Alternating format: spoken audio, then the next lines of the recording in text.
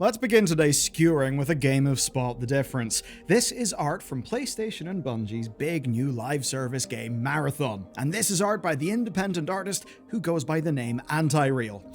Now, do you see how Bungie haven't even fully faded out the literal artist's signature in this piece? It's absolutely insane. And it's really only the beginning.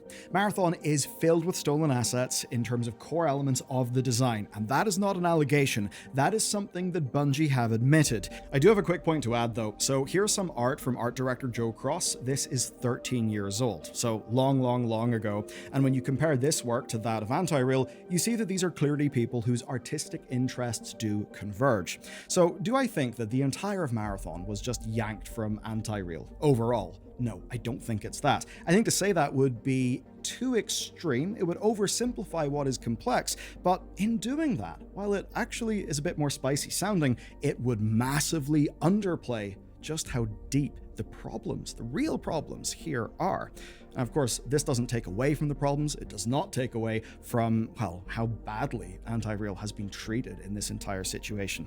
Today, we're going to do the core story of the art theft. Tomorrow, then, we're going to talk about the leaks. Because while the art issues have absolutely exploded in public consciousness, there is a deeper story. It is one of staff not being listened to. It is one of leadership not wanting to listen. It is one of Bungie leadership basically holding out till they get a big payday and they can just yeet out of there and be just fine. And ultimately, it's one of Marathon being a deeply troubled game that I don't think will be ready at all in time for its September reveal. Stay tuned for that. With that said, back to old me and the rest of the video. Marathon hasn't had a lot going for it in its public lifespan, but I think the art has been stamped out. Like, love it or hate it, you could, I think, at least agree, most could agree, that it was one of the most distinct things about the game.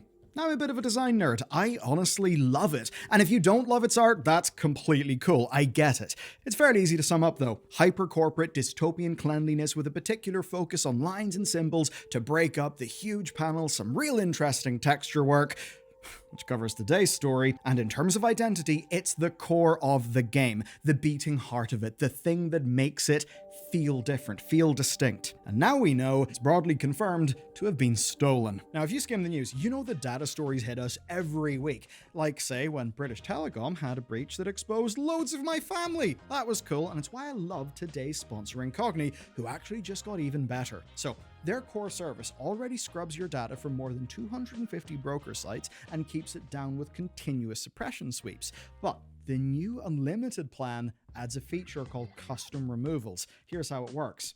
You spot your details anywhere online, you paste the URL into your Incogni dashboard, and their privacy team files the legal takedown. And then, in about 45 days, that page is gone. There are no limits and submissions for this feature. You can just keep on feeding links until your search results are nice and spotless the way that you want them. And I just think of this as like routine maintenance for my digital life. And if you want that same peace of mind, head to incogni.com/Bellular News. You'll get 60% off the annual unlimited plan, gives you a nice clean slate, keeps you secured, and that's why I highly recommend it. Here's how it went down. In the space of 8 hours, we went from this being allegations to an official admission from Bungie that they had plagiarized an artist's portfolio. So, let's put the victim in the center of this. Fern Hook is a Scottish artist who operates under the name Anti-Real, and for just under a decade, she has worked on iconography and fonts that evoke the same corporate dystopian feeling as Marathon. It's proper interesting, unique stuff. I love it. Now, on May 15th, she posted comparison images that showed the direct translation of her work into Bungie's new extraction shooter. That must have been a surprise to her, but as we'll soon see, maybe it wasn't a complete surprise. Now, seeing this, she accused Bungie of stealing her ideas. Here's the quote. "Bungie is of course not obliged to hire me when making a game that draws overwhelmingly from the same design language I have refined for the last decade, but clearly my work was good enough to pillage for ideas and plaster all over their game without pay or attribution." That's a hell of a statement, and you know what? I'll definitely call out for being one that's, I think, very fair and mature. Yes, you can be inspired by something. You don't literally have to pay that artist because you just were inspired. You threw something in a mood board. But the point is, this goes way further. This goes way deeper. It's not only the usage of assets, but it's also, I think, very directly yoinking key parts of this artist's style. It does make you wonder, yes, we're literally talking about a bunch of textures right now, but how much further does it actually go? And indeed, when you go back through her work, the similarities are undeniable. That's with color palette, line work, overall direction, and it stretches back through years of her portfolio. And what made this all the more damning is another claim. The claim that Marathon art director Joseph Cross and others at Bungie had actually followed her social media accounts for years. Now, for many people, this was as good as an admission of guilt on Bungie's part. Almost an admission that goes further than Bungie's own admission. And in public relation terms, an artist who has, quote, never made consistent income from this work, having leadership, art director at a multi-million-dollar developer steal it and not even give credit, that just feels awful. Then, 8 hours later, Bungie's social media confirmed after an investigation that Hook's work had been used as a part of the development of Marathon, and by their admission, quote, a former Bungie artist included these in a texture sheet that was ultimately used in-game. Now, the claim is that the current team were unaware of this and that they're now doing a thorough review of all assets by that specific artist. And as well as that, they claim to have reached out to Hook to, quote, do right by her. Now, if you don't take their explanation at face value, this will just be us kind of calling them liars and rolling the credits. But if we do take Bungie at face value, maybe even admitting that it's not the entire picture, regardless of whether we really believe them or not, then we've got to ask a fairly simple question. In their narrative, how has this happened? I mean, at the very least, the speed of admission alone suggests that Bungie staff were able to rapidly confirm this quickly and then get a statement through legal, all fairly late in the week at an inopportune time for doing business. But there's another thing to this story. Could be they're so fast at doing this because they've kind of had practice when it comes to finding stolen artwork in their games. To be clear for this segment, we're not talking about the currently progressing court case that accuses Bungie of stealing the entire concept of the Red Legion campaign from a writer's blog. And in a way, it's a hilarious court case. It's actually continuing, at least in part, because Bungie cannot actually present vaulted campaign content to deny the claim. They basically are having to show, like, YouTube videos of it being played, because you can't go and play it in Destiny. It's a funny way the vault bit back at them. I don't think it's one that anyone expected. But no, what we're really talking about today are the at least 3 other instances on record of Bungie using an artist's work without permission. In 2021, Bungie used fan art of a character in a trailer without credit. In 2023, a fan noticed that their work had been used in a trailer without credit. And then in 2024, a Nerf gun designed to look like Destiny's Ace of Spades was alleged to be based on a fan design, even down, right, to the patterns and the weathering. I mean, there's being heavily inspired, but then there's just, wow, you've even weathered it in the same way that the fan artist did. That looks really bad. Now, in each case, Bungie immediately apologized, they reached out to the artists involved to make sure they were compensated and credited, and they also sought permission to continue using the art. Though, seemingly, that 2023 example took at least a year for the person to get their compensation. They actually brought it back up to Bungie again after the Nerf gun example happened. Now, these have all been held up by the community as examples of there being something rotten at Bungie. But, in at least 2 cases, the assets weren't actually made by Bungie. Bungie were just the people who approved them. Now, that absolutely does not clear Bungie of guilt, but it is worth explaining what actually happened. So in 2021, the trailer that lifted fan art for a cutscene was made by an external vendor. Basically, that vendor found fan art, and then they thought it was official, and they included it in the scene. And honestly, to hold my own hands up, there are 1 or 2 times where that's happened to me with Blizzard-related art over in the Warcraft channel. Yeah, sometimes fan artists are just that goddamn good. But here's the thing. Big commercial studio, that's not an excuse.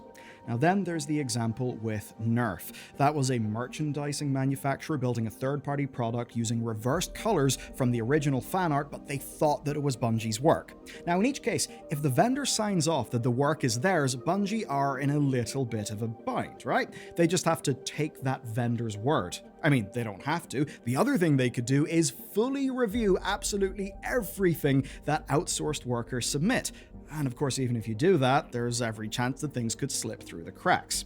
But at least in the 2023 example, and in today's example, we are talking about Bungie employees. That's because in 2023, stylized character representations were used accidentally. And today, it's hard to think about this as purely just an accident. Okay, so Marathon has been in development for 5 or 6 years. Joseph Cross has been the art director through that entire period of time. So especially with the framing that he and others had been following the artist in question on social media, I mean, it's fairly cut and dry what's happened here, in my opinion anyway. And the rough thing is that clashes with Bungie's framing, because Bungie blames this on a single employee. And indeed, they say they were able to find proof of this within only a few hours.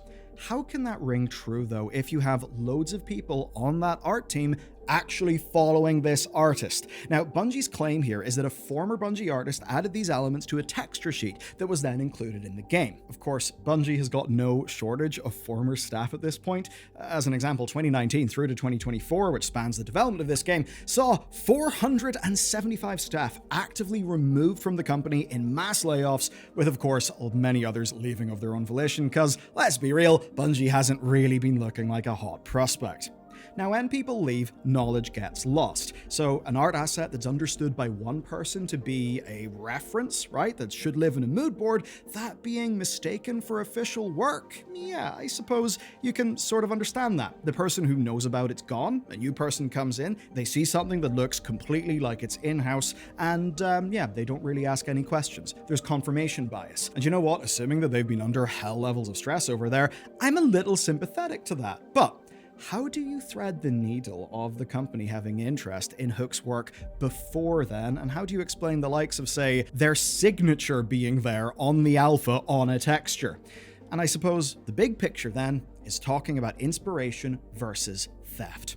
I mean, the concept art that you may have in, say, an art book, right, that you buy as a piece of gaming merch, that is actually not really what concept art is in a grander sense. Often what you get in those art books are effectively finished products. They're things that are kind of polished up later. Behind and before what you see in a concept art book, you've got half a dozen references and images that are all remixed and iterated on until you get to that point where you have a concept that can go in your concept art book. Now, we can see where Cross took inspiration from because he has openly talked about it back in 2023. Dozens and dozens of reference points and materials, and Cross alone follows many different artists like this on social media. So it does seem extremely abundantly likely that Hook's work was something the team as a whole was looking at, or at least was using in the form of a mood board. Now, that's something that you would not normally be paid for, right? That's just referencing work that exists out in the wild. That's completely fine. But in a scenario where this works as intended, none of those original inspirations should ever make it past that stage. And at least personally, I would say, if you want to have some integrity, if the final work in your game is visually it's just indistinguishable from the thing that you're kind of like referencing, that is fairly damning on you as an art team.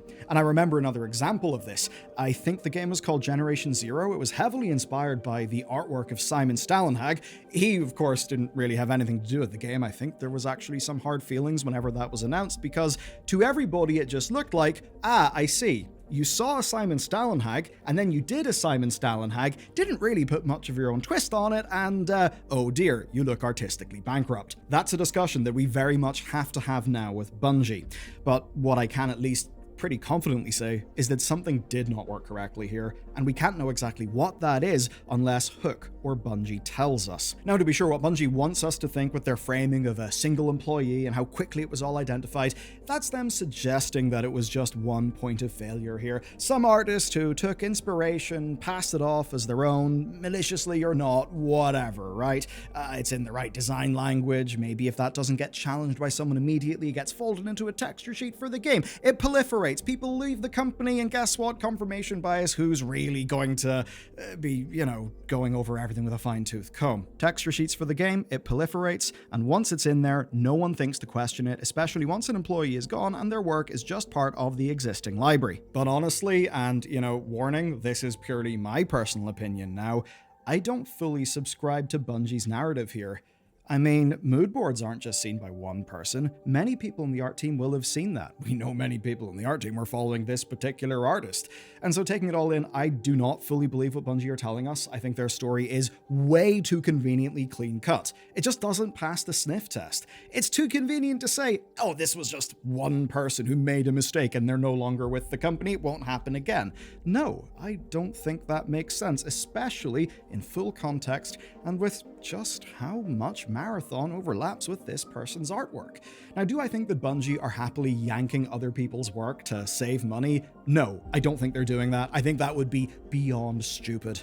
But I do think, based on external reporting and what people in the know have told me in private, that Bungie is a shit show of a company with detached leadership. It's not a great place to work, and all of this insane bollocks can easily happen as a result of chaos.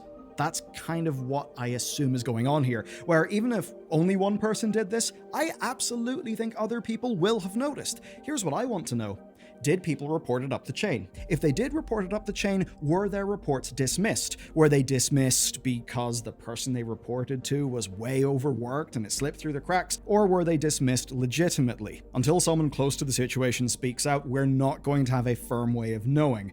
That said, no matter what way you cut it, this is a damning indictment of that studio's health. Here's where we are then, and it's honestly quite spicy. So Bungie have admitted fault, and the thing is, they cannot use this work in their game without Hook's permission, and with public sentiment firmly on their side, they cannot afford for her to walk away from this situation unhappy.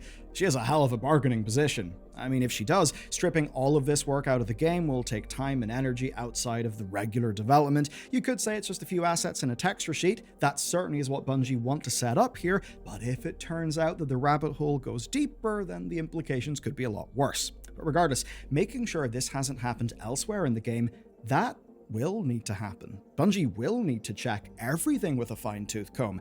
That's going to take even more resources. And an even bigger problem then is the narrative. Consider these headlines. Bungie make good with an artist they stole from. That doesn't travel as far as Marathon's art is stolen.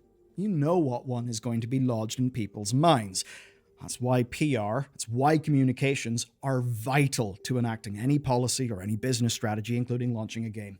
Marathon's defining feature, the art, that is now tainted. And with the game set to release in only a few months, that is a lot of PR and communication hurdles placed in front of it. And at the core of this video is artistic integrity. That's also the core of the next video you should watch, because it's about Palworld, it's about Nintendo, and well, the Japanese and US patent offices. There are major developments in the story, and you can learn about them in this.